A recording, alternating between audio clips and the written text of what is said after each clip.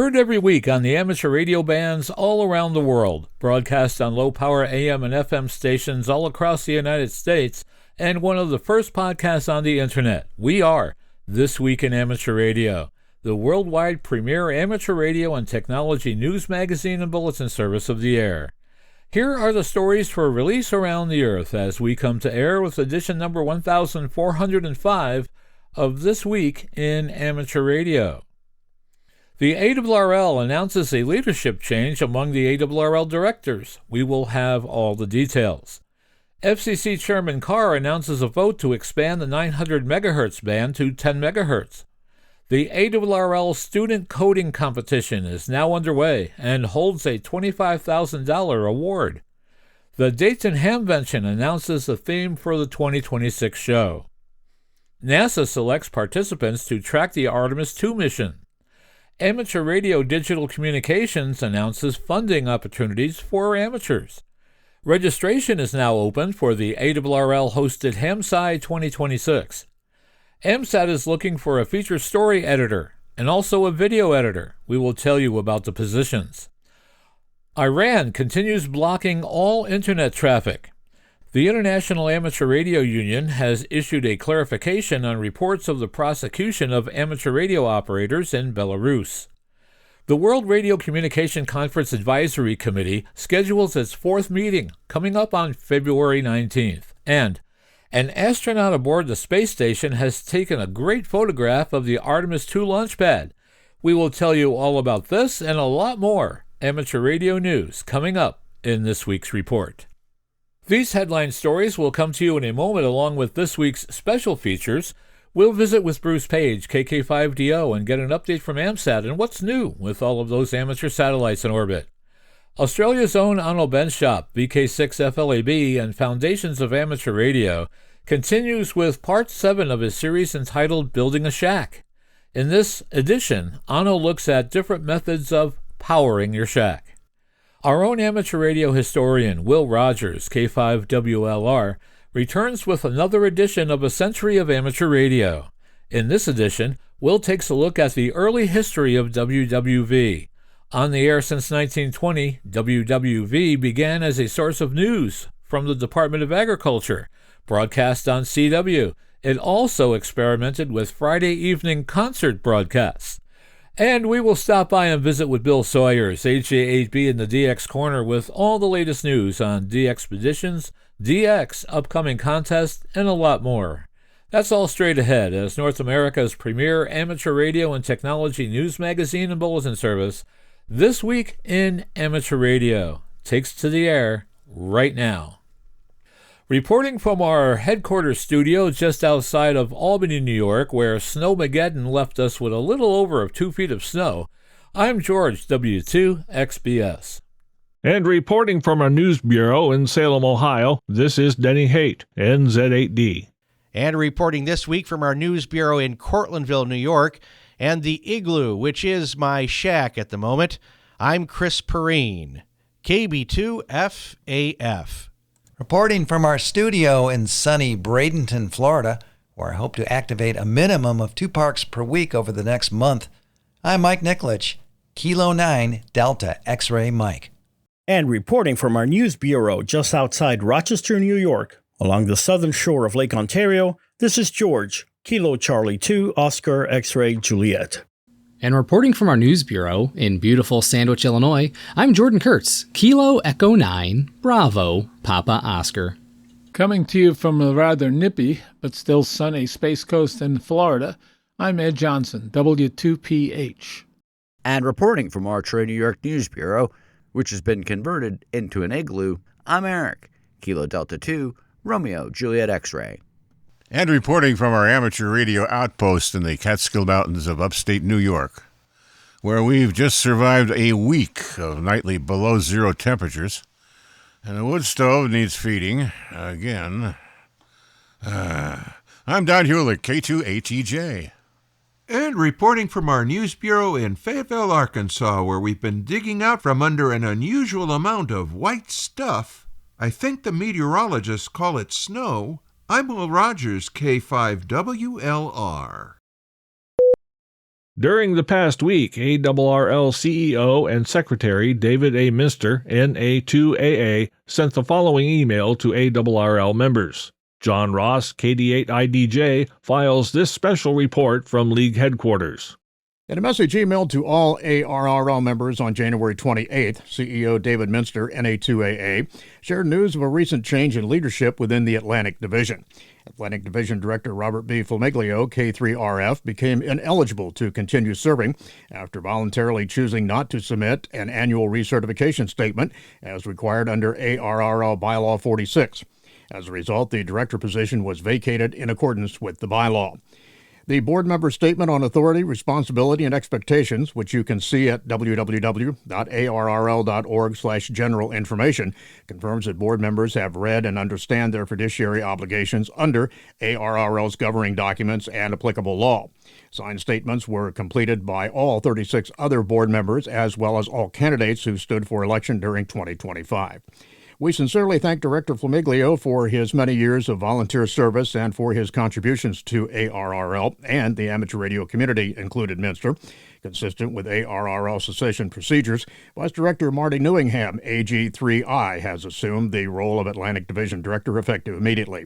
A replacement Vice Director will be named at a later date. Newingham lives in Greenburgh, Pennsylvania, and was previously appointed Vice Director in 2025 in July. He is an ARRL Life member and a gold-level contributor to the ARRL Diamond Club. He'll serve the remainder of the term that expires December 31st, 2026. You can read the full member bulletin at arrl.org. I'm John Ross, KD&IDJ. ARRL remains committed to adherence to its governing documents and to keeping members informed regarding board governance, leadership transitions, and organizational continuity. We appreciate our members' engagement and ongoing support. Federal Communications Chairman Brendan Carr announced that the Commission will vote on an order that maximizes the potential of the 900 megahertz band by enabling broadband deployment across all 10 megahertz of the band. This vote is the culmination of the joint petition filed by Anterix, Ameren, Enterprise Wireless Alliance, Energy, Lower Colorado River Authority, Portland General Electric, San Diego Gas and Electric, among others, seeking authority to expand the 900 MHz broadband segment from 6 MHz to 10 MHz. According to the chairman, the FCC is advancing efforts to expand broadband use and create new opportunities for utilities and critical infrastructure providers. He shared that his action builds on our previous work to realign the band through a market-driven transition and reflects our commitment to ensuring that spectrum is used efficiently and in ways that strengthen the American economy. The report and order will be voted on during the FCC's Open Commission meeting scheduled for Wednesday, February 18th of 2026. Anterix Chief Regulatory and Corporate Communications Officer Christopher Gutman McCabe said, Anterix is extremely excited to see the chairman's announcement and incredibly grateful to the chairman and his team, as well as the staff at the FCC. As the chairman stated, the Commission's proposal to authorize a market-based transition to 10 MHz broadband in the 900 MHz band builds directly on the proven success of the FCC's 2020 action establishing the 6 MHz broadband allocation. The utilities deploying 900 MHz private wireless broadband networks have launched a transformation of the nation's grid communications capabilities, enhancing grid security, reliability, and resilience for millions of Americans, and advancing our nation's security and prosperity. The Open Commission meeting, scheduled for February 18th, will be webcast live with a replay available to the public. The ARRL is asking members to help encourage licensed youth in their communities to participate in the ARRL Student Coding Competition, an initiative focused on developing practical resources for the amateur radio service. Reporting from League headquarters, here's John Ross, KD8IDJ, with more on the competition. The competition, which began January 1st, 2026, challenges young amateurs to create a mobile application that ARRL will use as a long-term learning resource. Rules and app specifications were released on January 1st and are available at coding.arrl.org. The competition centers on building a useful, accessible FCC exam preparation app for iOS devices. The app must support technician, general, and extra class license exam and use the official NCVEC question pools. Judging will focus on usability, clarity, stability, and code quality, qualities that ensure the finished product can serve as a dependable study resource for current and future radio amateurs. Eligibility is limited to ARRL members to age 21 or younger who hold a U.S. amateur radio license, competing individually or in teams of up to 3. ARRL membership is free for full-time students, making participation accessible to students already active in amateur radio and those newly licensed. Parents, educators, and ARRL members involved in radio clubs, VE teams, and youth outreach are encouraged to share this opportunity with students who have an interest in software development or STEM learning. I'm John Ross, KD&IDJ. Project submissions will be accepted between February 1st and March 31st, 2026, with source code and documentation submitted online. Winning entries will receive national recognition with total awards of up to $25,000 authorized by the ARRL Board of Directors. While pre-registration is optional, it is recommended to receive competition updates and reminders. Complete information is available at coding.arrl.org. For amateur radio operators, adventure comes in all forms, whether it means landing on a remote island for a 2-week de-expedition or hiking to activate a Summit International Park. Others simply see adventure in the annual challenge to make that trip to Xenia, Ohio to attend Hamvention. Whatever your personal challenge is, it's in the spotlight this year, as Hamvention organizers have just announced that Radio Adventure is the theme for the 3 days from May 15th through May 17th at the Greene County Fairgrounds. Even if your biggest adventure ends up being your decision on what new rig to take home with you this year, expect the gates to be open as usual for a reunion among friends and your ham radio family. The Supreme Court in the United States has decided to hear a case that puts the FCC's entire system for imposing fines under constitutional scrutiny, and could dramatically redefine how the agency enforces rules on pirate radio, emergency alert system compliance, and broadcast operations. At issue is whether the Communication Act allows the FCC to levy civil penalties without first providing a jury trial in an Article III court. FCC versus AT&T follows a Fifth Circuit ruling that vacated a $57 million fine against the communications giant, finding the Commission's internal forfeiture process unconstitutional under the Seventh Amendment and Article III, even though companies can later challenge unpaid fines in federal court. Meanwhile, President Trump first threw his support behind the bill that would require an AM radio in passenger vehicles when he took the stage at the 2024 National Religious Broadcasters International Christian Media Convention. "I will do my part to protect AM radio in cars," Trump told Christian broadcasters at the time. Now, the president is recommitting to that pledge. "I like the AM in every car bill," Mr. Trump said a few days past in an interview with Salem Radio Network's Hugh Hewitt. "I am in favor of it." It's interesting. A lot of people don't know about that, but it's actually a very big subject, a huge deal, and we're going to do something on that. During his earlier appearance at the National Religious Broadcasters Convention, Trump acknowledged that AM radio was a critical outlet for his base. NASA has selected 34 global volunteers to track the Orion spacecraft during the crewed Artemis II mission's journey around the moon. The Artemis II test flight will launch NASA's Space Launch System rocket, carrying the Orion spacecraft and a crew of 4 astronauts on a mission into deep space. The agency's second mission in the Artemis campaign is a key step in NASA's path towards establishing a long-term presence on the moon. While NASA's Near Space Network and Deep Space Network will provide primary communications and tracking services to support Orion's launch, the journey around the moon, and the return to the Earth, participants selected will be comprised of established commercial service providers, members of academia, and individual amateur radio enthusiasts. They'll be using their respective equipment to passively track radio waves transmitted by Orion during its approximate 10-day journey. These volunteers will submit their data to NASA for analysis, helping the agency better assess the broader aerospace community's tracking capabilities and identify ways to augment future Moon and Mars mission support. There are no funds exchanged as part of this collaborative effort. Artemis 2 will fly around the Moon to test the systems that will carry astronauts to the lunar surface. You can learn more about NASA's SCAN program on the web at nasa.gov/scan. A major act of vandalism has disrupted production and shipping at the Dishtronics, Tentec, and Alpha RF Systems factory in Dayton, Ohio. According to company owner Mike Dishop, N8WFF, a group of thieves last month destroyed the factory's underground electrical infrastructure in order to steal the copper cable. The thieves extracted approximately 2,000 feet of half-inch copper cable weighing approximately 2,800 pounds, explained Dishop, with an estimated salvage value of $12,000 and a replacement cost of over $35,000.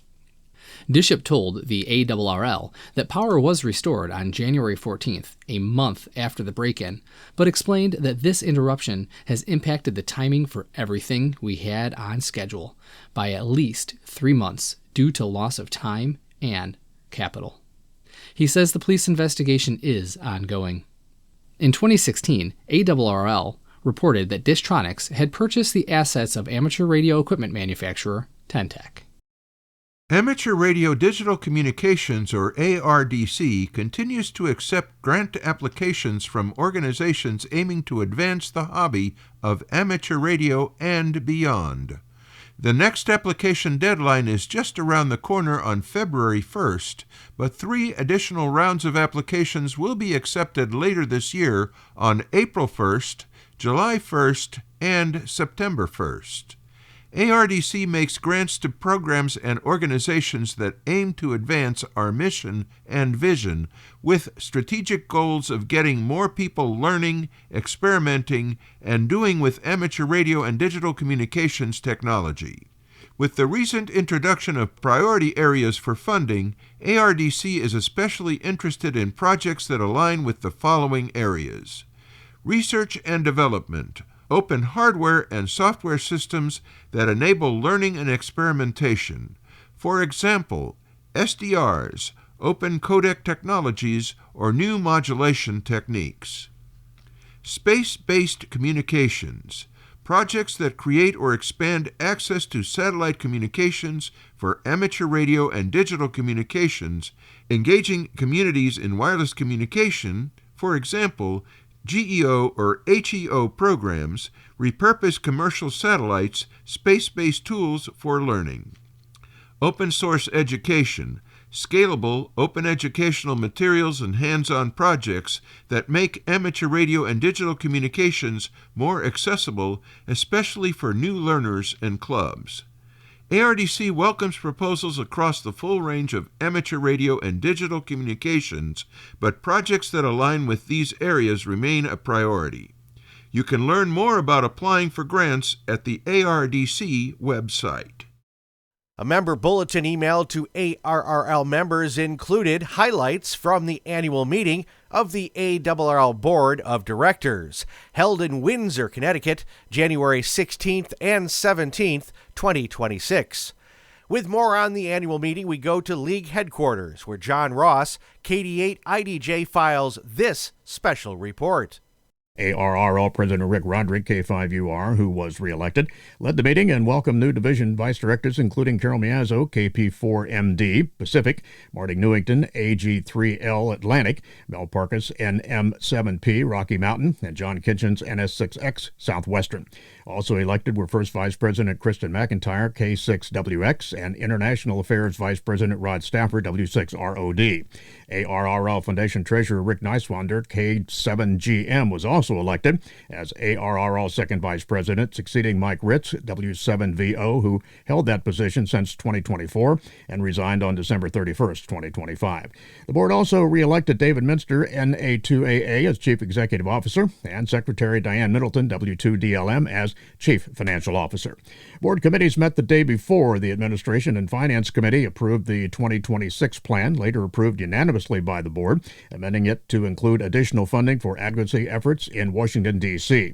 These efforts include continuing work to advance the Amateur Radio Emergency Preparedness Act through committee and towards final passage. ARRL launched a nationwide grassroots campaign last September aimed at securing passage of the bipartisan federal legislation that would grant amateur radio operators the same rights to install antennas on their property as those enjoyed by users of TV antennas, wireless internet, and flagpoles. The complete minutes of the 2026 annual meeting of the ARRL Board of Directors will be available soon on the ARRL website. I'm John Ross, KD8IDJ. Board members discussed the final report from the Election Review Committee that was formed at the board's second meeting in July of 2022. They also heard a report from ARRL Foundation President David Norris, K5UZ, highlighting the foundation's philanthropic support of amateur radio. In 2025, the foundation awarded 171 scholarships, totaling approximately $800,000, made possible through the generosity of the private foundation, amateur radio, digital communications, individuals, and radio clubs. The foundation also awarded 35 grants totaling $60,580 and 2 division convention grants totaling $13,264. Several other actions advanced by committees included the creation of a new single-band DXCC, DX Century Club Honor Roll Award for qualifying operators. Commitments were also made to evaluate standardized reporting processes to streamline Section Traffic Manager and Amateur Radio Emergency Service monthly reporting, including broader adoption of the new Form 4 to improve the accuracy of reported volunteer hours. The complete minutes of the 2026 annual meeting of the ARRL Board of Directors will be available soon on the ARRL website. The next meeting is scheduled for July 17th and 18th of 2027.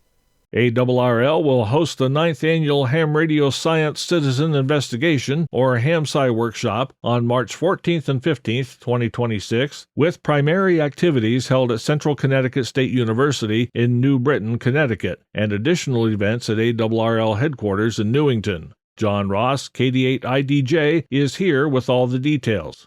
The International Workshop brings together radio amateurs, scientists, educators, and students to explore how amateur radio serves as a practical tool for scientific research and citizen science. Organized by the HamSci community, the 2026 workshop carries the theme Discovering Science Through Ham Radio. Presentations and discussions will highlight real-world research enabled by amateur radio, including ionospheric and space weather studies, meteor scatter propagation, radio-based sensing technologies, and the growing use of personal space weather stations. The weekend will feature oral and poster presentations, invited tutorials, and sessions designed to be accessible to both newcomers and experienced researchers. A Saturday evening banquet will include a keynote address by astrophysicist Mark Kuchner, NASA's citizen science officer. Attendees will also have the opportunity to tour ARRL headquarters, including the ARRL Laboratory, W1HQ Radio Laboratory, and W1AW, the Hiram Percy Maxim Memorial Station, with opportunities to get on the air. Amateur radio operators, educators, students, engineers, and citizen scientists are all encouraged to participate. A call for abstracts for presentations and posters is now open through February 1st, 2026, and registration is now available. I'm John Ross, KD8IDJ. The program emphasizes how these efforts not only advance scientific understanding, but also directly inform and improve amateur radio operating and technology. While the workshop is planned primarily as an in-person event, a virtual attendance option is expected to be announced closer to the date. Additional details, including registration and abstract submission information, are available at hamsci.org/hamsci2026. In the United Kingdom, the regulator Ofcom has proposed changes in radio spectrum that would make it Europe's first country to implement the sharing of the same frequencies between two different technologies. The proposal looks specifically at the upper portion of the 6 GigaHertz band, where priority usage would be given in one portion to Wi-Fi devices such as routers and another to mobile devices such as cell masts. Ofcom said the move to this so-called prioritized spectrum would most directly benefit businesses, households, and the UK economy in general. The change would affect indoor and lower power Wi-Fi and any higher power Wi-Fi under the control of the Automated Frequency Control System as protection against interference. The regulator will be accepting comments on the proposal no later than March 20th, 2026. Meanwhile, in the United States, the 6 GHz band is getting new users. The Federal Communications Commission intends to approve unlicensed operation on 6 GHz by a new category of devices known as GVP devices, which stands for Geo-Fenced Variable Power. The devices are commonly used with short-range hotspots, indoor navigation, automation, and augmented or virtual reality devices. A number of tech companies such as Apple, Microsoft, and Qualcomm have been advocating for the move. The FCC will grant the devices a higher power than previously permitted for other unlicensed devices and require them to use geofencing systems so they do not interfere with radio astronomers and fixed microwave links. Region 1 of the International Amateur Radio Union has issued a clarification following reports of the prosecution of amateur radio operators in Belarus. In the statement, Region 1 stresses that amateur radio is a technical, educational, and service-oriented hobby defined internationally, and emphasizes that while the individuals involved hold amateur licenses, the actions leading to their prosecution fall entirely outside the scope of the amateur radio service. The clarification notes that an amateur radio license does not grant immunity from national laws and does not authorize use of equipment for activities that contravene the legal framework of a sovereign state, adding, "We believe the public narrative surrounding this case has been somewhat misplaced." Region 1 further states that it does not condone or support any actions by licensed operators that bypass legal requirements or violate the terms of their amateur license, and that the situation is a matter for the relevant judicial systems.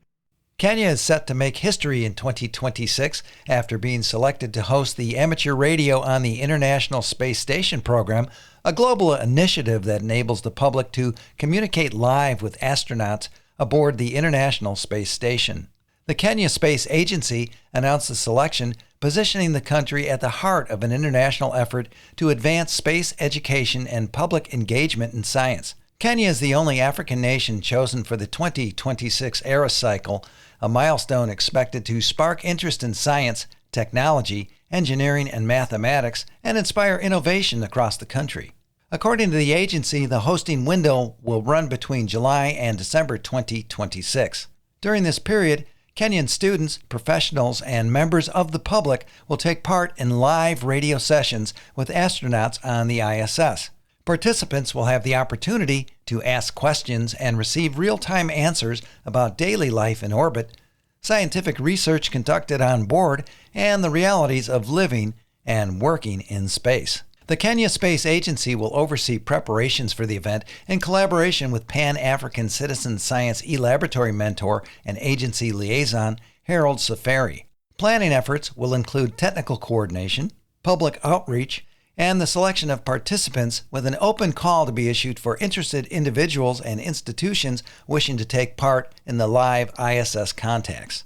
Across Africa, space activity is gaining momentum, driven by advances in satellite technology, increased regional cooperation, and the establishment of the African Space Agency in 2025. Kenya's participation in ERAS reflects this growing ambition with a strong focus on public education and citizen involvement. Hello and welcome to the DX Corner for your weekly dose of DX. I'm Bill, AJ8B. I hope you successfully survived the blast of cold weather and snow that most of the nation got. We had 11 inches of snow here in southwest Ohio and have had a week of temperatures never rising above 15 degrees F. All of my antennas stayed up and operational, which means I need to get more aluminum in the air in 2026. You know the old saying, if it didn't come down last winter, it wasn't big enough. So there you go. I'd like to thank Adam Smith, Alpha 1 November, and the members of the Part of Westford Radio Club for their warm reception of our presentation last week. Joe, WAGEX, and I presented hints and tips for DXers to that club via Zoom. It was very well received with many excellent questions. We've had several presentations that we do, and we always appreciate the opportunity, and we really value the feedback. Thank you, Adam, for doing that. What a great club. They had over 70% turnout at their field day last year, which I think is just phenomenal. I received a couple of emails about the contest files that I put on my website so that you would have easy access to contests and events.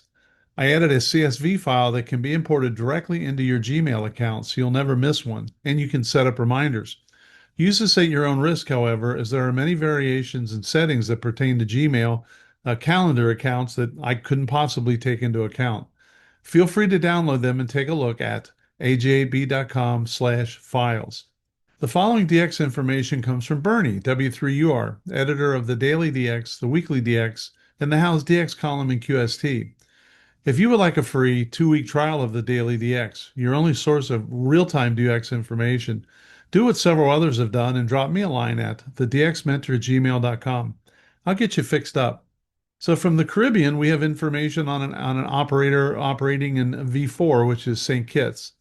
The 425 DX News reports that Victor 47 Japan Alpha, which is operated by Whiskey 5 Juliet Oscar November, is QRV from the island until February 3rd on sideband and FT8. He's operating on HF bands. QSL direct to W5JON or use Logbook of the World. We have 3 countries that are being activated in Africa. The first 2 are Chad, which is Tango Tango, and the Central African Republic, which is Tango Lima. TJ1GD, Derek, has established permanent amateur radio stations in the Central African Republic, Tango Lima, and in Chad, Tango Tango, which are maintained locally. These stations licensed to Derek operate periodically, often over remote connection using FT8, CW, and sideband. QSL confirmations are available via LOTW and Club Log, and the Central African Republic is Tango Lima 8 Golf Delta, and Chad is Tango Tango 1 Golf Delta. And I was able to get Tango Tango 1 Golf Delta in the log this morning, which I was very happy about, as I have not been able to get Chad in the log since 2024. So I was glad to knock that one off the list for this year. Another country active in Africa is Guinea-Bissau, which is Juliet 5.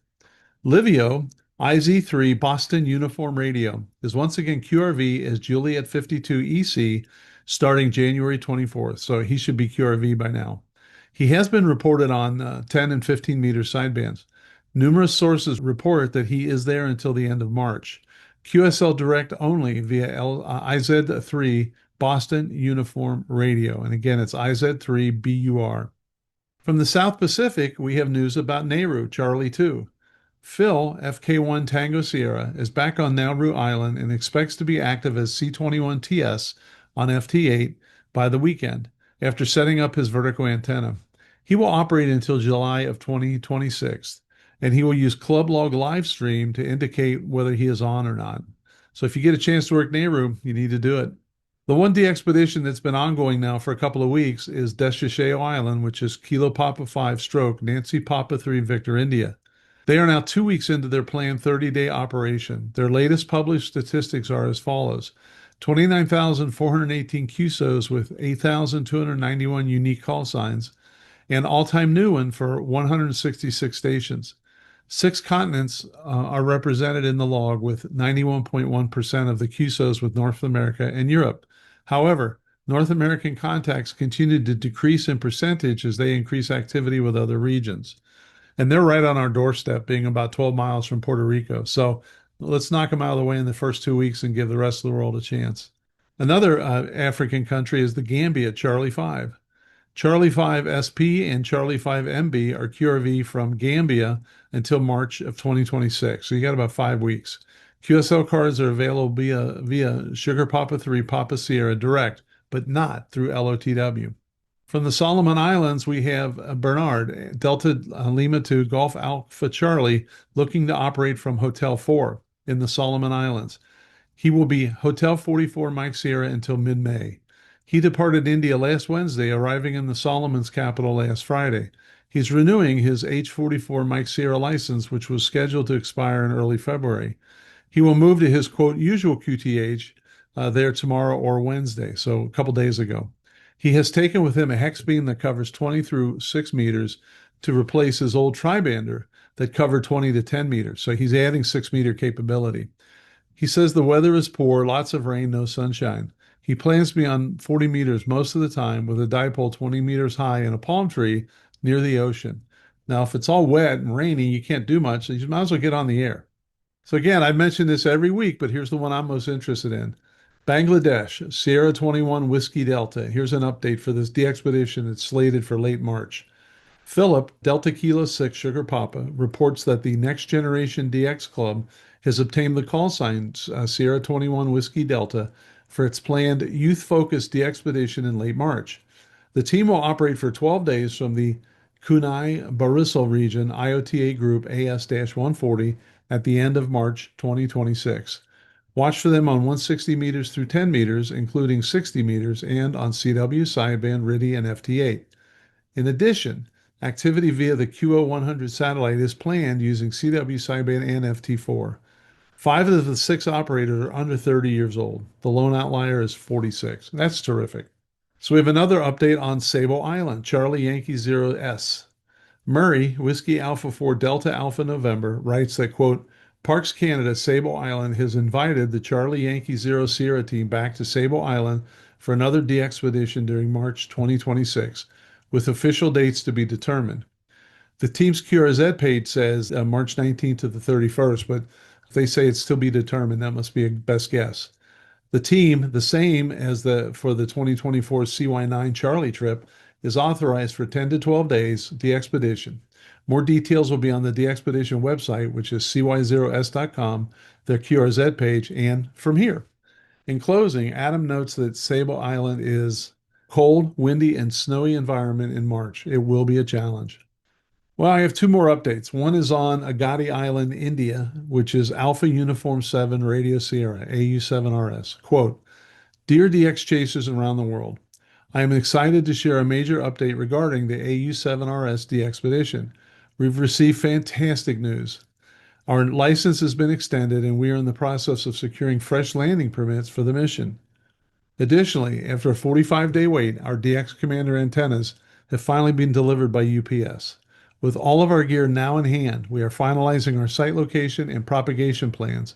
All materials have reached Cochin and will be moved to Agatti Island shortly. Team AU7RS is ready. We will be live on the air from the Lakshadweep Islands soon, projected again for the first week of February, operating on the 6 meters through 160 meter bands, including QO100 satellite. We will have a specific focus on the 40, 80, and 160 bands for North America, as well as 10 meter single sideband. And that information came from the QSL manager, Charles M0OXO. So another update I have is on Bouvet Island, 3 Yankee 0 Kilo. Quote, due to unforeseen circumstances, the 3 Yankee 0 Kilo de-expedition to Bouvet Island will be delayed by approximately 2 weeks. Our vessel required additional maintenance to ensure it's fully prepared for the demanding voyage to one of the most remote and challenging locations on Earth. While this delay is disappointing, the safety of our crew remains our highest priority. The adjustment of dates does not change the overall strategy of the de-expedition, which has been carefully planned over the last 3 years. We will continue to keep you informed as our schedule is updated. 73's 3 Yankee 0 Kilo leadership. And it's another one I am really excited for those guys. Another one I just got wind about is Franz Joseph Island, Radio India 1 Fox. This will be for late August. The Russian DX team is preparing a major de-expedition to Franz Joseph Island, RI-1 FJL, the northernmost DXCC entity in the world, located in the Arctic Ocean. A group of 6 operators will operate at least 5 high-power radio stations around the clock for 15 days, aiming to contact as many stations as possible, including those in distant regions and with low-power equipment. The team will depart from Murmansk, Russia on August 25th, traveling on an Arctic-ready sailing ship, with the journey expected to take 6 to 7 days, depending on weather and sea conditions. Their destination is Haight Island, where they hope to secure accommodations at the Geophysical Polar Observatory. The team anticipates challenging Arctic weather with temperatures below freezing, wind, and snow, and is making special equipment preparations. Operations will focus on 160 through 10 meter CW sideband and FT8 with real-time frequency updates available via the DX cluster. The equipment list includes multiple high-end radios, amplifiers, and specialized antennas designed for reliable, high-power performance under extreme condition. The DXpedition in Franz Josef Land is costly with a budget of near $80,000, the team's highest yet. Each member covers individual expenses. Support through donations is essential to our success. Contributors of US $10 or more receive their first LOTW confirmation and a direct QSL card, while those donating $100 or more will have the call sign featured on the QSL card. I mentioned a minute ago about the KP5 DXpedition to Deschechaux, and they're racking up record numbers. If you would like to learn more about this DXpedition, check out the DX Mentor podcast and YouTube channel. AJB and WGEX have a great discussion with team leader Otis, Nancy Papa Fort Golf, about all aspects of the December DXpedition. Give it a listen and let me know what you think. I have one contest to update you on. On February 7th, the Minnesota QSO Party will be held. This is a fun event with lots of activities. The exchange is simple, signal report in state. Give it a go and let me know how you do. It runs from 1400 Zulu to 2400 Zulu on February 7th. I'll see you in the contest. And you can always contact me at thedxmentor@gmail.com or check out the WA7 BNM webpage for more information. Until next week, this is Bill, AJB, saying 7-3, and thanks to my XYL Karen for her love and support.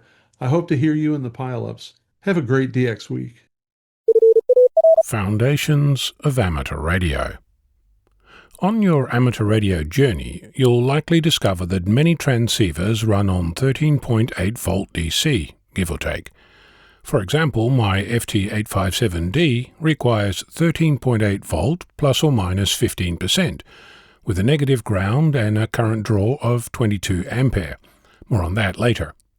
In other words, the power supply needs to be between about 11.7 and 15.9 volts. The same voltage that runs most vehicles, with some wiggle room for fluctuating alternator charging cycles. While some radios will absolutely fit in your car, there's plenty where that just isn't the case, even though they're set up for a 13.8 volt power supply. You might think of it as an anachronism, a few steps removed from spark gap transmitters, but there's more to the story. Most residential power grids run on AC power, at varying voltages and frequencies between 50 and 60 Hz. Across the world, there's 8 different AC voltages in use between 100 and 240 volts. Some countries use more than one combination, and I haven't even looked at three-phase power.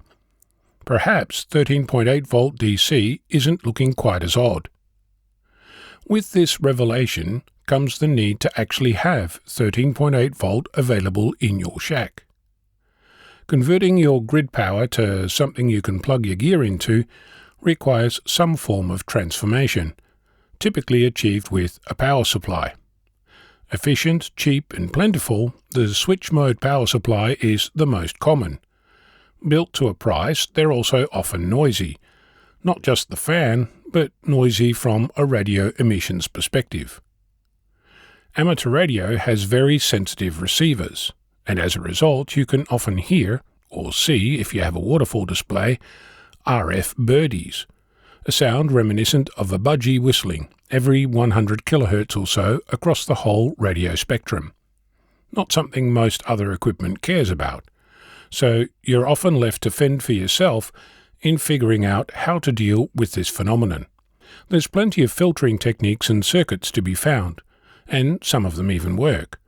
But for my money, I'd spend it on a power supply that doesn't make noise in the first place. A regulated power supply maintains a constant output voltage or current, regardless of variations in load or input voltage. An unregulated power supply can wander all over the place. Adjustable power supplies allow you to set the voltage, amperage, or both, sometimes with knobs, sometimes using external controls. At this point, you might decide that this is all too hard, and you want to do away with all this complexity and use a sealed lead acid or SLA battery. After all, that's what the 13.8 volt is based on. but then you'll need to charge it. Similarly, picking any battery technology requires some form of charging. Another word for charger is power supply, often a switch mode one, and likely not filtered in any way that matters to you, since batteries, and for that matter solar power inverters, are unlikely to care about RF birdies. I will make mention of linear power supplies. When I started on this journey, this was the strong recommendation from my peers as the most desirable option. Although they are significantly less efficient than switch mode power supplies, only 30% versus better than 80%, from an RF perspective, they're extremely quiet. Of course, the lack of efficiency reveals itself in the form of heat, which necessitates the application of cooling from a fan, often a very noisy fan. One potential source of power supply is a computer power supply unit, or PSU. Before you go down that route, consider that they're intended for installation inside a case, often generate various voltages at very specific current draws, and are not typically known for being RF quiet. After weighing up all the variables, I chose a laboratory-grade switch mode current limiting adjustable power supply.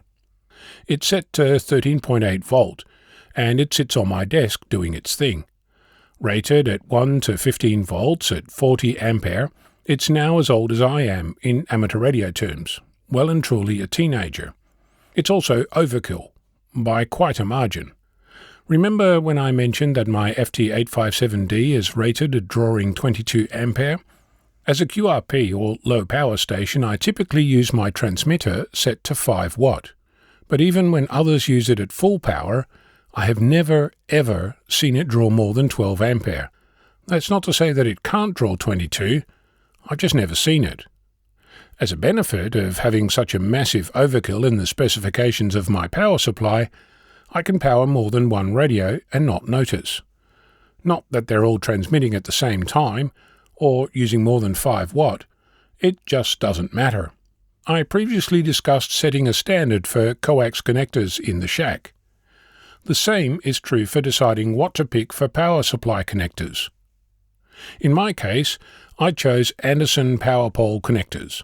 Pins come in 15, 30 and 45 ampere ratings. Are genderless and housings are available in many different colours. When I say genderless, it means that you can join two identical connectors. Within my shack I use the RACES or ARES power pole wiring standard, and every single 13.8 volt connection uses it.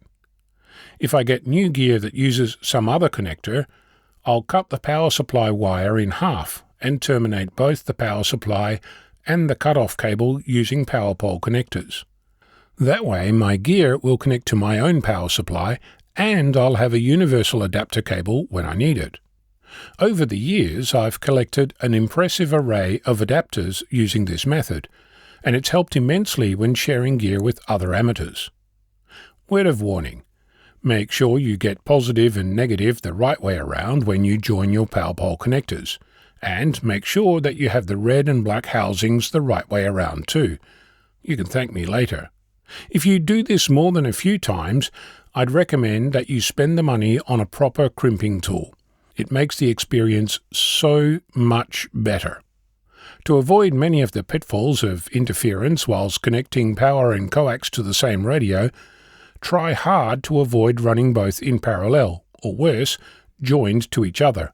Instead, attempt to run them in different directions, and only cross at right angles if you have to. One thing to consider is the ability to switch everything off immediately. To that end, I have a power switch on my desk that isolates all power to the equipment. You'll notice that I have not said anything about grounding or earthing. That's on purpose. Your laws and mine are not the same. Similarly, information you'll find online rarely, if ever, describes the jurisdiction it applies to. So, look at your own rules and implement accordingly. I'm Ono, Victor Kilo 6, Foxtrot Lima, Alpha Bravo. The fourth meeting of the World Radio Communication Conference Advisory Committee will be held on February 19, 2026, at the Federal Communications Commission in Washington, D.C. This fourth meeting of the WRC Advisory Committee will consider status reports and recommendations from its informal working groups concerning preparation for the 2027 World Radio Communication Conference, or WRC 27. At the fourth meeting, the WRC Advisory Committee will continue its work to finalize the recommendations for WRC 27 agenda items that do not yet have WRC Advisory Committee recommendation. This meeting is open to the public. The meeting will be broadcast live with open captioning over the internet from the FCC Live webpage at fcc.gov/live.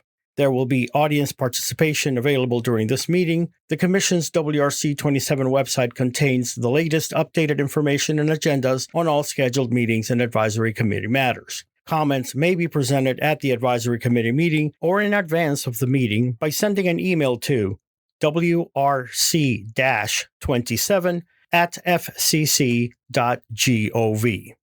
The Northern Arizona DX Association has announced the dates for its 6th annual Pluto Discovery Anniversary event, February 14 through the 22nd. Using the call sign W7P, operations will be based at the Lowell Observatory in Flagstaff, Arizona, set up in front of the new Marley Astronomy Discovery Center. Stations will be active daily as time and band conditions permit. This event commemorates the discovery of Pluto by Clyde Tombaugh at the Lowell Observatory in 1930. Operations will take place in a communications trailer with upgraded equipment. An ARRL grant is used to heat the trailer, and it can now run on solar power with 100-amp batteries. With over 100 inches of snowfall every year, NADXA members will also be operating from their home stations and from out-of-state locations to keep the event on the air. Tombaugh's nephew, Doug Tombaugh, November 3 PDT, and his team will be operating as W7P/0. Suggested frequencies are 14.266, 21.366, 28.366, and 7.266 megahertz. A certificate and a QSL card will be available. A bipartisan agreement among lawmakers in the United States could restore the government's financial support of Voice of America, Radio Free Europe, and other federally funded news services. The U.S. Congress in Washington, D.C., has reached a deal that would fund the Voice of America, giving its parent organization, the U.S. Agency for Global Media, an estimated $653 million. That figure is considerably lower than the annual $860 million provided previously to the agency. As described on the Radio World website, the funds would also pay for restoration of operations for Radio Free Europe, Radio Liberty, and Radio Free Asia. A minimum of $30 million is earmarked for medium and shortwave programming by the Office of Cuba Broadcasting. The deal is part of a larger spending bill, the National Security Department of State and Related Programs Appropriations Act. It has the support of both parties in Congress, and its funding plan goes against the White House's executive order from last year, which shut the international news services down. Even if the measure receives final approval from the House and Senate, it will still require the president's signature. The ARRL will announce the winner of the ARRL Sweepstakes ICOM Dream Station at Orlando Hamcation, coming to the Central Florida Fairgrounds February 13th through the 15th, 2026. Hosted by the Orlando Amateur Radio Club and serving as the ARRL Southeastern Division Convention, Hamcation features exhibits, technical and operating forums, a large flea market and tailgate area, and opportunities to meet ARRL officials and program representatives. Attendees can learn about initiatives including the ARRL Year of the Club and the America 250 Worked All States Award. A Saturday night banquet will include the presentation of Hamcation Awards and a keynote address from ARRL Senior Director of Marketing and Innovation, Bob Interbitson, NQ1R. Details and updates are available at hamcation.com. Sharing news of AMSAT activities, especially the work of the AMSAT Engineering Department, is an important function that supports AMSAT's information and education mission. It is also an important tool for retaining current members, recruiting new members, and for fundraising. Frank Karnauskas, N1 UW, AMSAT VP Development, is asking, do we have 2 volunteers who can step up and spend just a few hours a week to help keep our information channel flowing? For the feature story editors, we have a pool of information that we've collected from Hamvention and symposium presentations that can quickly be converted into short stories for publication in the ANS weekly bulletins and into feature stories for the AMSAT Journal. We typically start with a video, or at least an audio recording of the presentation, which you would convert into a written transcript using an application that we provide. The editor then uses the transcript and author's original PowerPoint slides to create the final articles. We also have the need for someone to write press releases for other AMSAT activities, such as educational resources, the Youth Initiative, annual reports, and so on. For the video editor, again, we have a collection of videos from presentations that simply need opening titles to be added and a bit of tuning up inside the presentations themselves. There is no need for expensive software or especially super high-powered computers. Free software that is remarkably powerful but easy to learn is available. If a person is interested, we would also welcome someone to create promotional video shorts or other programs they are willing to create. We are not asking anyone for a lifelong commitment to these positions. Anyone who is willing to say, hey, I can do 5 or 10 stories would be a hero in my book. Persons interested in learning more about how they can make an important contribution can contact Frank at volunteer@amsat.org. On December 28th last year, rapid hyperinflation of the Iranian rial, their monetary currency, saw shopkeepers implement a general strike, which soon spiraled into nationwide protests. With demonstrations gaining momentum at the start of 2026, the state implemented a nationwide internet blackout on January 8th. The blackout itself has seen Iran's internet traffic plummet. According to internet traffic observation company NetBlocks, Iran has seen a 98% drop in connectivity to the outside world. The shutdown was largely facilitated by Iran's telecommunication infrastructure company, which controls Iran's international gateways. The company has issued withdrawal messages to global routers, effectively making Iranian IP addresses unreachable from outside the country. It's reported, however, Starlink is being effectively blocked by the government, potentially by military-grade jammers being used to cripple the satellite constellation's effectiveness. Around 30% of Starlink's Iranian traffic was disrupted in the early hours of the protests, later rising to over 80%. Nominations are now being accepted for the 2026 Dayton Hamvention Awards.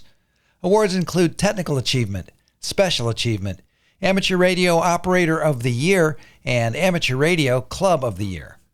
Nomination forms can be found at hamvention.org. The nomination process will close February 10th. An awards ceremony will take place on Saturday, May 16th, with winners announced on the website and at a celebration event. This year's Hamvention runs May 15th through the 17th at the Greene County Fair and Expo Center in Xenia, Ohio. It's time for this week's edition of AMSAT Satellite Shorts from All Over. The first story concerns a key antenna in NASA's Deep Space Network, or DSN, one that was damaged last fall. It's expected to remain offline until May. Then it will be taken out of service again later this year for major upgrades. The DSS-14 antenna, a 70-meter dish at the DSN complex in Goldstone, California, was damaged September 16th when it over-rotated, stressing cabling and piping. DSS-14 is one of 3 70-meter antennas in the Deep Space Network. The others are located near Madrid, Spain, and Canberra, Australia. The 70-meter antennas are used to communicate with distant spacecraft or those experiencing technical problems. And the final story, China suffered a pair of launch failures within 12 hours on January 16th and 17th. This included the loss of a classified Shenzhen satellite after a Long March 3B lifted off at 16:55 UTC from Xinjiang Satellite Launch Center in southwest China.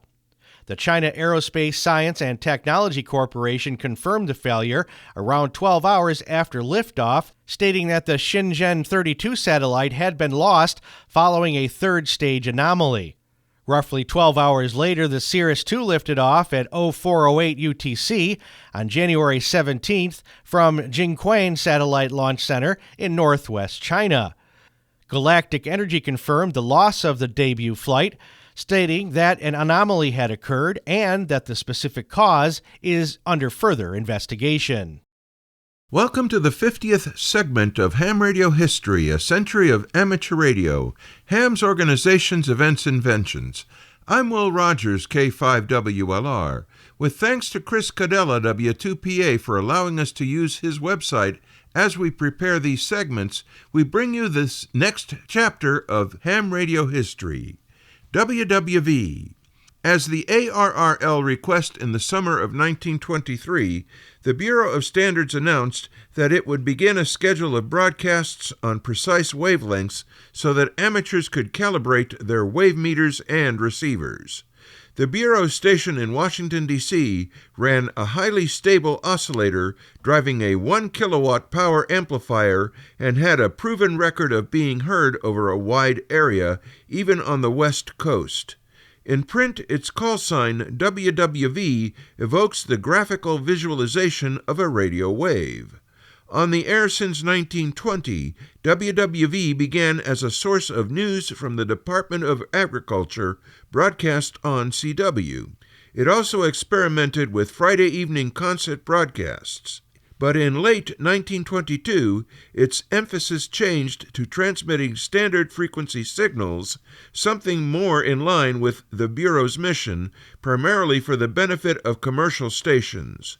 WWV had also conducted the QSS tests of 1920 jointly with amateurs when QST technical editor Robert S. Cruz was at the key in his dual role of government engineer and radio amateur.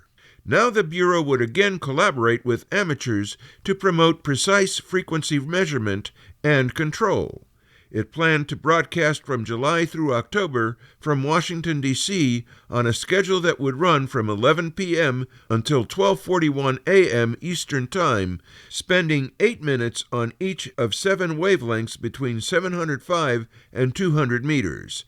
Amateurs were advised to mark their receiver settings for each one and then calibrate their wave meters to their receivers. In 1923, amateur radio receivers were still cumbersome to adjust. To illustrate, this is how one such tuning procedure was described in preparation for the broadcasts. In all receiving sets now available, the tuning is changed somewhat by any adjustment of the tickler, tuning switches, antenna condenser, filament rheostat, or anything at all. Therefore, take no chances, but get all prepared before WWV's schedule with a log sheet and a pencil to take down these adjustments. Then, when you hear WWV, loosen the coupling as much as possible and tune the secondary circuit very carefully to WWV's wave. Now note down the exact position of every movable adjustment on the set. Don't trust to memory. It is no good for the purpose. The broadcasts proved to be popular, and many amateurs took advantage of them. Cruz noted that for the first time a large number of amateurs are quite certain as to their wavelengths. The ARRL announced that a special standard wavelength test on the night of 7 October would be shifted later in the evening to give the West Coast a better chance at participating. It also asked the Bureau to continue its schedule beyond that month's planned end date. The Bureau agreed to continue them through February. Don't miss this chance to find out where 150 and 200 meters really are, wrote Cruz, and urged members to write to the Bureau to voice their support for making the broadcasts permanent. Knowing what wavelength you were on did not come easily in 1923, and these broadcasts help a lot. WWV's accuracy was 0.3%, 5 kilohertz at 200 meters, far better than the wave meters most amateurs owned. The test's format was described as a general call, i.e. QST, they WWV, a standard frequency dash, a long key-down period, and announcements. The call continued for 2 minutes, including the statement of the frequency, not wavelength, being used. The standard frequency dash was broken occasionally by the signature WWV and continued for about 4 minutes. Response to the test broadcasts was big enough for the Bureau to notice. By autumn, WWV had expanded their operation to include several frequencies between 125 and 2000 kilohertz, useful to both commercial stations and amateurs. Its 1 kilowatt CW station was also equipped with a 50-watt modulator tube and 5-watt speech amplifier for making phone announcements. Stanford University began similar transmissions at 0.3% accuracy to serve the West Coast from amateur station 6XBM. Both stations adopted the same 8-minute cycling pattern of operation. Each cycle consisted of a 2-minute general call, including a statement of the frequency, a standard frequency signal consisting of long dashes separated by call letters for 4 minutes, and announcements that included the measured frequency and the next frequency to be transmitted. A 4-minute period of retuning then preceded the next cycle. The idea also caught on in the UK, where station 5HW of the National Physical Laboratory at Teddington, England, began sending wavelength references between 833 and 5,000 meters. To augment the Bureau broadcasts with additional wavelength references for amateurs, the ARRL appointed 24 official wavelength stations, or OWLs, located across the country. At a lesser accuracy than the Bureau of Standard Stations, the OWLs did not operate on a set schedule of times or frequencies. They simply operated as usual and would identify using their call sign followed by a number specifying their wavelength. They were selected for their ability to maintain a frequency accuracy of 1% or 15 kilohertz at 200 meters. Living in the Baltimore area and being local to WWV, number 1YL Marion Adair Garmhausen, 3 BCK, paid a visit to the Bureau of Standards Radio Laboratory in early 1924 and described the station for QST with her usual humor. Impressed with a transmitter in a rack at least 8 feet high by about 3 feet wide and an antenna system complete with a counterpoise to bring tears of joy to the eyes of the city cliff dweller, she was even more impressed with the staff. A good-looking young man with curly hair was winding a coil, or maybe he was shining a shoe, we don't know. The young man smiled. He had nice white teeth. We took a sudden, frenzied interest in WWV. The transmitter consisted of speech amplifier, 3 250-watt power tubes, various inductors, capacitors, and batteries. A separate rack of metering and switching equipment was nearby, along with receivers, test equipment, and parts galore. And every time the young man smiled, we felt our interest in WWV mount, whereas our curiosity regarding the rest of the laboratory dwindled to nothing, she added. After stalling for time with transmitter questions that were very likely redundant, she was ushered on by her guide, Miss Elizabeth M. Zandonini, OW of D.C. How that girl manages to keep all that information in one head is a mystery to us. It may have been mere chance, of course, or perhaps our guide had ulterior motives, but we were unceremoniously bundled out of the room after only the 4th explanation of the transmitter, and were forced to inspect the other rooms, she lamented. Included in this material are quotes from the following. U.S. will send standard waves for ARRL, QST, July 1923, page 28. R.S. Cruz, hundreds of wave meters being calibrated, QST, October 1923, page 14. New schedules for WWV standard waves, QST, November 1923, page 26. Good work of Buston continues, QST, January 1924, page 25.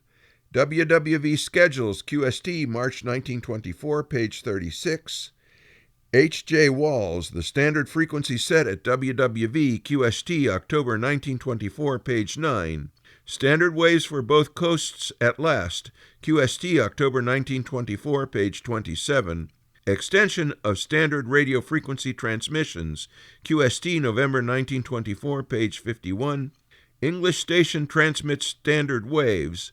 International Amateur Radio, QST, September 1924, page 53. Official Wavelength Stations, QST, March 1925, page 17. M.A. Garmhausen, WWV at Home, QST, March 1924, page 25. With our appreciation to Chris Cadella, W2PA, for the use of his website, Ham Radio History, A Century of Amateur Radio, Ham's Organizations, Events, Inventions, I'm Will Rogers, K5WLR, reporting for This Week in Amateur Radio. Bruce Page, KK5DO, is here now with this week's AMSAT report. Bruce? Thanks, John. This week we have an update on FO-29. FO-29 was launched August 17, 1996. Shortly, it will have its 30th birthday. It is still operational, however, when not in full sun, it is only operational based on a schedule to keep the satellite healthy. Around March 9th, it should return to full sunlight, possibly allowing the transponder to operate 24 hours a day. The February passes when the transponder will be active are the 6th and 7th, 13th and 14th, 20th and 21st, 27th and 28th. It looks like the 2200 to 2300 UTC passes on those days are favorable. The downlink is 435.800 through 435.900 MHz USB, while the uplink is 145.900 through 146.000 MHz LSB. As satellites age, interesting things start to occur. Batteries degrade, memory begins to corrupt, other components start to fail. While the ground stations do their best to modify schedules, keeping the batteries at optimal performance through monitoring the telemetry, at some point the satellite will cease to function. Then you have other interesting things that could happen, such as AO7, whose batteries failed and later shorted, allowing the sun to power up the satellite. This is Bruce Page, KK5DO. Back to you, John. And thanks, Bruce, for that report. It is time for this week's look at the solar weather forecast and the terrestrial propagation forecast. Solar activity continued at low levels this week. Low-level C-class flares were observed from regions 4342 and 4353. The majority of the regions were either stable or in decay. New regions, 4359, 4360, and 4361 emerged on the disk and were numbered. No Earth-directed coronal mass ejections were observed. The forecast calls for solar activity to remain at low levels with a chance for M-class minor to moderate flares through January 31st. Solar wind parameters reflected a solar sector boundary crossing, followed by the likely onset of high-speed stream conditions.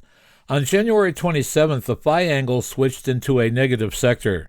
Solar wind speed began to increase after January 28th to around 610 kilometers per second. Enhancements in the solar wind environment are expected through January 31st under negative polarity coronal hole high-speed stream influences. The geomagnetic field is expected to remain at quiet to unsettled levels on January 31st and quiet levels on February 1st. Solar activity is expected to be predominantly low, with a varying chance for M-class minor to moderate flares through February 21st. No proton events are expected at geosynchronous orbit. In the coming days, solar and geomagnetic activity should continue to decline.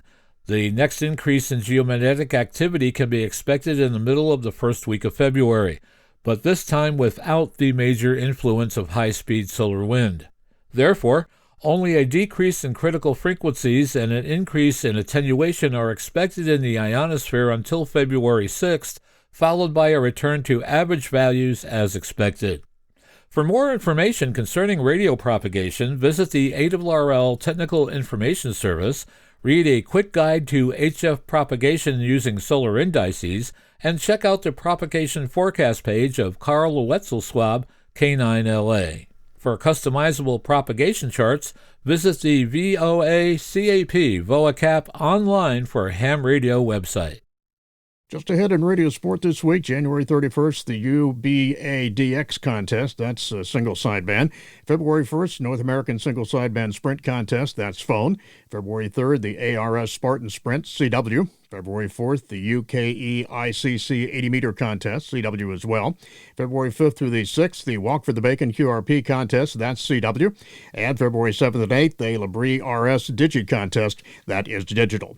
And remember to visit the ARRL contest calendar for more events and information. Upcoming section, state, and division conventions, January 30th through the 31st, the Jackson MS Capital City Hamfest, ARRL Mississippi State Convention, that's in Jackson, Mississippi. February 7th, the Hendricks County Hamfest hosting the ARRL Indiana Section Convention in Danville, Indiana. February 13th through the 15th, Orlando Hamcation hosting the ARRL Southeastern Division Convention, that's in Orlando, Florida. And on February 20th through the 21st, the Greater Houston Hamfest hosting the ARRL Texas State Convention in Rosenberg, Texas. And remember to search the ARRL Hamfest and Convention database to find events in your area. The Alberta Digital Radio Society is pleased to announce that it has chosen orthogonal frequency division multiplexing, known as OFDM, as the modulation method for the enhanced data mode on its IP400 supernode. This mode will enable higher data rates than have been previously achieved with conventional FM radios, says Martin Alcock, VE6VH, founder of the IP400 project. Alcock goes on to say it will provide us with the ability to extend the network to a mobile station on a conventional repeater, which can be in either the 2-meter, 220, 440, and 900 bands, and with no radio modifications required. The goals of the IP400 project are not only to implement a higher speed mesh network on the 400 MHz band, but also to breathe new life into analog repeaters with a simple data upgrade, which will result in the addition of 3 modes, a 4F-SK compatible mode on 400 MHz and a high-speed OFDM mode at 2.39 GigaHertz for linking and backbone purposes, and a slower audio band OFDM mode that is designed to work with existing VHF and UHF radios. The IP400 supernode is now entering its development phase. This node provides a data upgrade with 2 native modes, a compatible 4F-SK mode on 400 MHz, a high-speed OFDM mode on the 2.9 GHz band for backbone data network implementations, combined into a single RF modem. The hardware will be a HAT module for existing Raspberry Pi systems, which can operate either in a standalone mode or as a simple upgrade to an existing All-Star Link system. A third data mode is currently in the design phase, which will enable IP400 traffic on conventional FM radios. Copies of the specification are available on the developer GitHub site or to members upon request. The OFDM mode development is being sponsored by a grant from Amateur Radio Digital Communications. The winter weather has subsided, and now 580 students at Conn Magnet Elementary School in Raleigh, North Carolina, have participated in a conversation with an astronaut on board the International Space Station. With all the details, we go to our field reporter, John Ross, KD8 IDJ. Amateur radio on the International Space Station, ERIS, has confirmed the contact, scheduled for Friday, January 30th, 2026, just after 10 a.m. Eastern Standard Time. Radio communications will be provided by the Raleigh Amateur Radio Society under the leadership of John Breyer, K4EB. This contract could not have been possible without a $14,000 grant from Amateur Radio Digital Communications, ARDC, said Breyer. The new equipment, which is in cases and movable, will allow us to provide communications for other schools in the area, Breyer added. And he also said that club members are being trained to operate the gear, and it can be loaned to other clubs for use in future ERIS contacts. Friday's contact will be with NASA astronaut and medical physicist Christopher Williams, KJ5GE. 12 students will be asking questions, 2 in each grade level, from kindergarten through 5th grade. All 12 students will be wearing special T-shirts designed by a second grader who won the school's T-shirt logo contest. Students also had a chance to create a logo for a keychain, and there was a winner for each grade. Every student will get their grade level keychain to mark the ERIS event. And that event will be live streamed on the ERIS YouTube channel.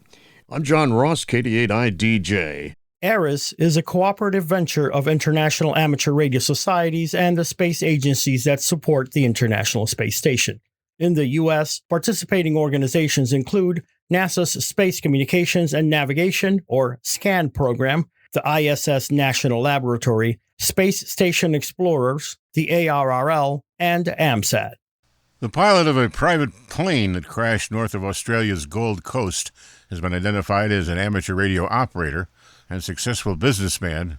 He was well known for the ham radio equipment business he built decades earlier from a garage-based operation.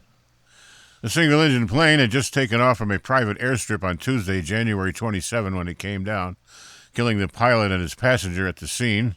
The pilot was identified as Greg Ackman, VK4BBX, owner of Mobile One Australia. Various news reports described him as an experienced aviator. His passenger was said to be from Sydney. According to media reports, the two were on their way to New South Wales. Greg designed much of the amateur equipment sold by the company that he founded. A ham since 2021, he was a visible presence at amateur radio events throughout Australia. As we come to the air, investigators are still trying to determine the cause of that crash. Greg was 73. It's not time to turn the clocks just yet here in the U.S. We take a 1 hour leap forward in a few weeks. It is, however, time to turn back the calendar in just a few days and revisit amateur radio's first voice mode. You see, long before there was single sideband, there was AM, or amplitude modulation, the only HF voice mode available to previous generations of amateur radio operators. AM operators are still on the air, holding nets and having QSOs, although AM's rich, warm tones are heard less often on the bands these days. That's about to change. From 0000 UTC on Saturday, February 7th, through 0700 UTC on Monday, February 9th, everyone gets a chance to be part of this annual operating event. Any type of radio equipment will get you in the game as long as it is capable of full carrier amplitude modulation. The action will take place on 160, 80, 40, 20, 15, 10, and 6-meter amateur radio bands. For details about the different power categories, rig categories, or operating procedure, visit the website amrally.com. If you are a newcomer to operating on AM, there's plenty of information there to help you get started. Whiskey Bravo Zero, Oscar Echo Whiskey, Elwood Downey, the developer and creator of the popular open-source ham clock software, has become a silent key. The popular Linux-based digital information display has been a mainstay in amateur radio shacks, where hams have eagerly awaited updates and new versions. The revelation that Elwood has become a silent key on Thursday, January 29th, was accompanied by a message on his ClearSkyInstitute.com website. It announced his death, adding that the final release of Ham Clock is version 4.22. All ham clocks are to stop functioning in June of this year. In a separate posting on Facebook, Bruce Kempf, Kilo Charlie 3, Juliet Sierra, announced that he was halting all sales of turnkey ham clocks until there is a functioning replacement. He asked for fellow ham clock enthusiasts to help find a means to get a functioning server and edit the code to allow this to work. Meanwhile, a noted DXpeditioner and active member of the Intrepid DX group has become a silent key. David Asif III, Whiskey 5, X-Ray Uniform, had a long amateur radio life, which began when he was still in high school. It gathered momentum and more of a spirit of adventure over time. The DXpeditioner was 71 years old when in 2016 he activated South Sandwich Island with the Intrepid DX group as Victor Papa 8, Sierra Golf India, and Tula Island as Victor Papa 8, Sierra Tango India, in a place uninhabitable except by penguins. He became a silent key on January 18th, according to his online obituary. David, who discovered ham radio as a high school electronics enthusiast, would go on to a lifetime of other discoveries and many DXpeditions, including Russell Reef as 9 Mike 0 Whiskey and Mellish Reef, 9 Mike 6 Mike Alpha. An active member of the Baton Rouge Amateur Radio Club, his commitment to helping his Louisiana community spurred him into service by assisting emergency communications during Hurricane Betsy in 1965, an action for which the city of New Orleans honored him. David was 80 years of age. Edward Temporal has shown how his proprietary neuromorphic engine, Ghost Hunter Anti-LIF, is being used to recover satellite data buried in the noise floor, which typical DSP methods would fail to do. To recover the signals, Edwin uses trained spiking neural networks, or SNN. SNNs are artificial neural networks that draw further inspiration from nature by incorporating the spiking on or off behavior of real neurons. Edwin writes, "My engine has successfully extracted and decoded structured data from high complexity targets by mimicking biological signal processing. For instance, Technosat successfully decoding of a GFSK modulation under extreme frequency drift and low SNR conditions. And the MIT RF Challenge, advanced recovery of the QPSK signals, where traditional digital signal processing often fails to maintain synchronization. These missions are fully documented. These records serve as a public ledger for my signal recovery operations. Furthermore, the underlying anti-LIF architecture is academically backed by my publication on TechRXIV, proving its efficiency in processing signals buried deep within the noise floor." In the database, Edwin shows how his anti-LIF system has recovered CW Morse code telemetry and QPSK data from noisy satellite signals. While Edwin's anti-LIF is proprietary, he is offering proof of concept decoding. If someone has a 250 megabyte or less IQ, SIG-MF, or wave recording of a signal that is buried in the noise floor, they can submit it to him via his website and he will run anti-LIF on it for analysis. Advanced readers interested in AI and neural network techniques for signal recovery can also check out his white paper on TechRXIV, where he shows signal recovery from signals buried in Wi-Fi noise, as well as results from use in ECG and healthcare applications. Even as parts of the United States, including the New England states, were suffering through days of sub-zero freezing temperatures recently, a dedicated group of park activators in Connecticut had a good warm feeling, and they headed to the park to celebrate by getting on the air. So, if you happen to work WB1CT on the first morning of the new year, you are part of the inaugural Parks on the Air log of the Connecticut Parks on the Air Activators Group. The club has been around and growing since its first informal activities in early 2021. Until recently, most of their hunters are more familiar with their previous call sign, K2D, the special event one-by-one call sign it's shared with the Connecticut operators in the 13 Colonies event each July. Group Director Conrad Troutman, N2YCH, said recently that as the group grew larger and added even more activities, it made sense to become an official nonprofit club, which it did in late 2025. The FCC granted the club call sign shortly afterward. With a special park-to-park net that helps activators get more Connecticut parks in their logs, the club continues to evolve both in activities and in membership. The group has more than 100 POTA activators throughout the state. When they're not on the air, they keep in touch regularly via a groups.io list. Be listening for WB1CT calling CQ POTA, or if you happen to live in Connecticut, join in the action.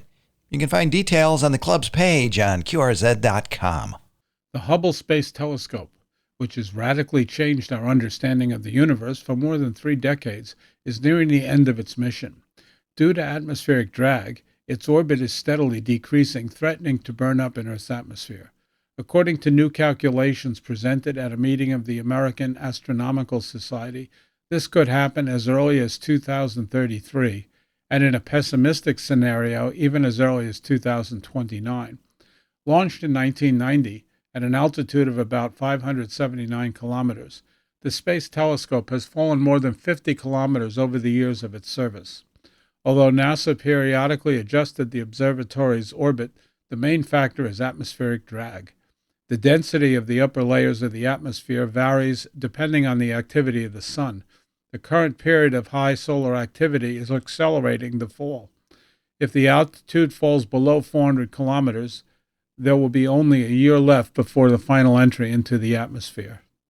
The amateur radio on the International Space Station program is seeking formal and informal education institutions and organizations, individually or working together, to host an amateur radio contact with a crew member on board the ISS. ARIS anticipates that the contact would be held between July 1, 2026 and December 31, 2026. Cruise scheduling and ISS orbits will determine the exact contact dates.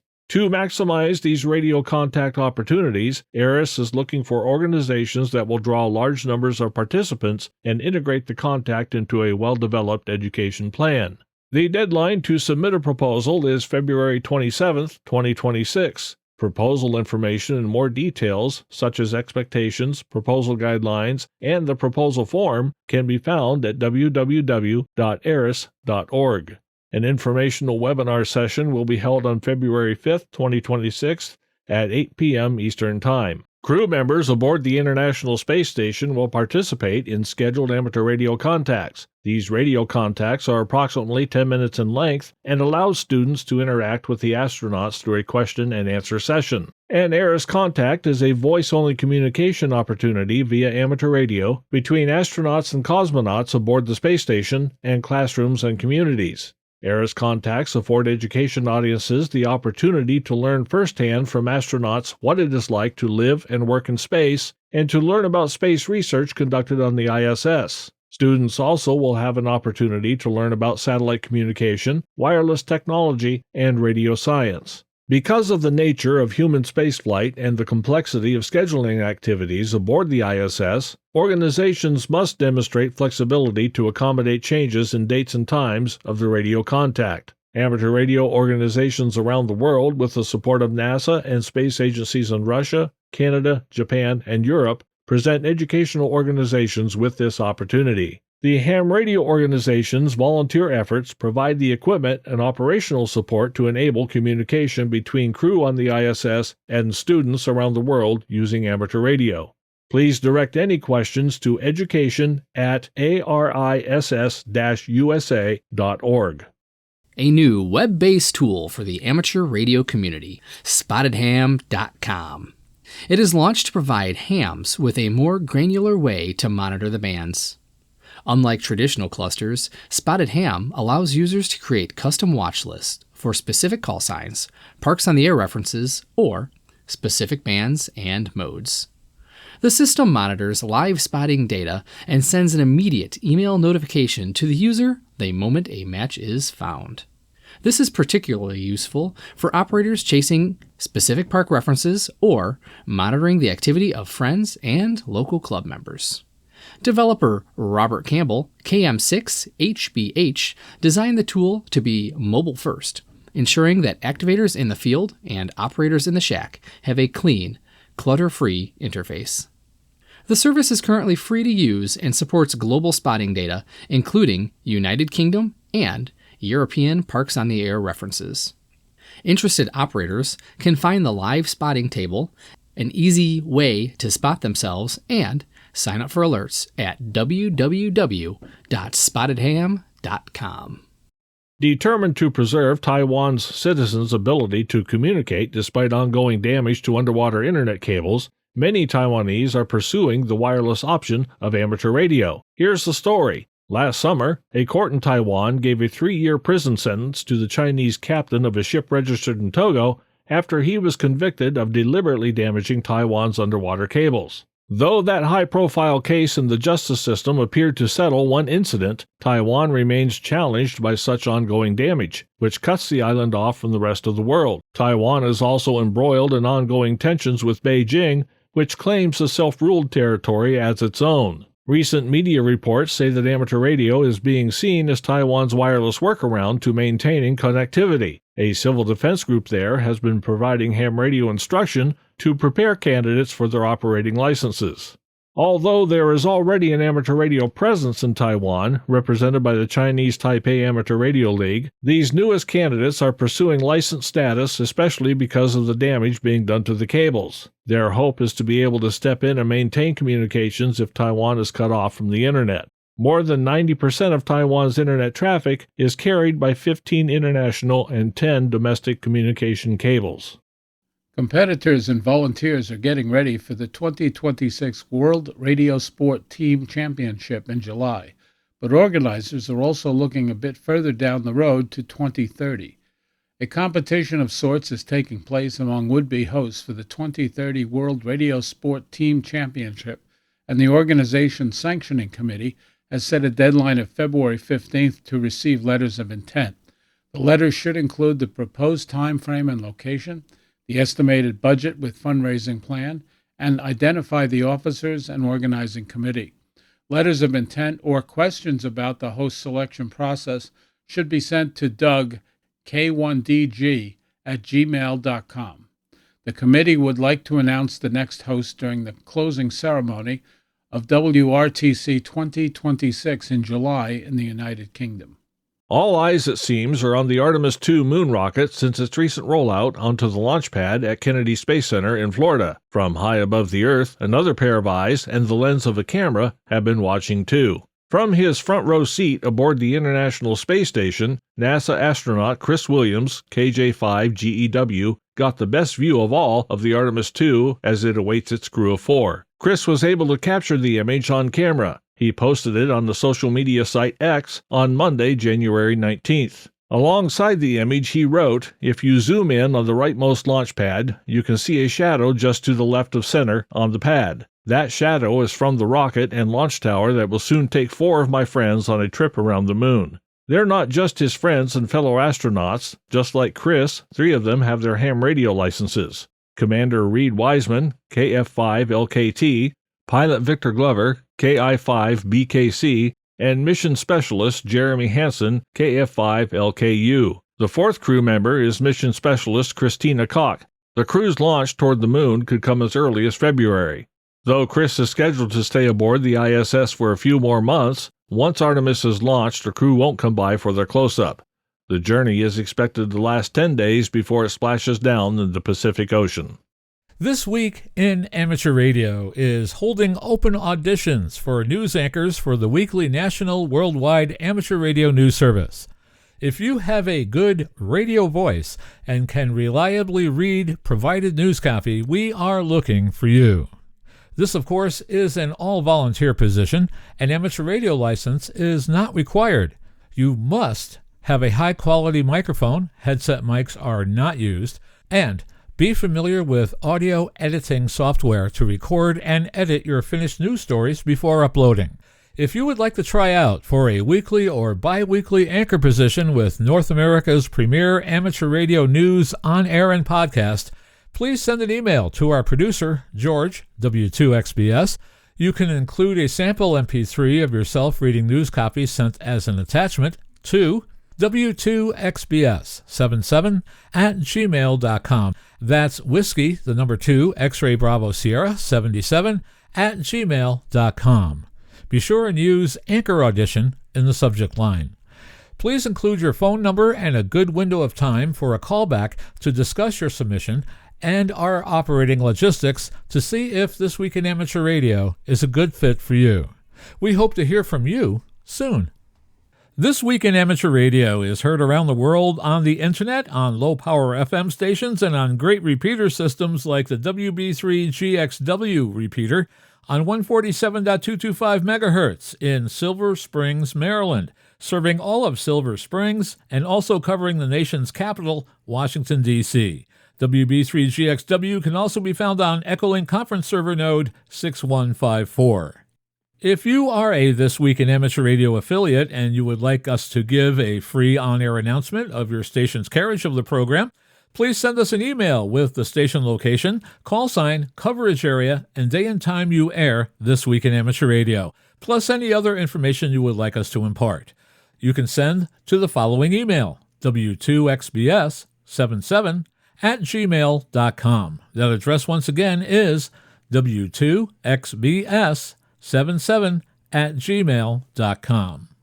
Many of the news and information items heard in this edition of This Week in Amateur Radio have been provided by the American Radio Relay League, the ARRL Audio News Service, and the ARRL Letter, AMSAT, the Radio Amateurs of Canada, the Shortwave Listening Post, the Federal Communications Commission, the Radio Society of Great Britain, and Ofcom, the South African Radio League, the International Amateur Radio Union, the Wireless Institute of Australia and the Australian Communications and Media Authority, the New Zealand Association of Radio Transmitters, the Amateur Radio Newsline, the Rain Hamcast, Eric Guth, 4Z1UG and QSO Today, QRZ.com, the International Telecommunications Union, the 425DX News, Parks on the Air and the Soda Reflector, and various news sources on the Internet. With special thanks to all our weekly news sources and to you, our listeners, that wraps up this edition of This Week in Amateur Radio. If you'd like to write to us, you can find everything you need, including archive editions of the news service, at our website at twiar.net. And now, for all of us at This Week in Amateur Radio headquarters and our news team around the world, this is Chris Perrine, KB2FAF, wishing you a 73.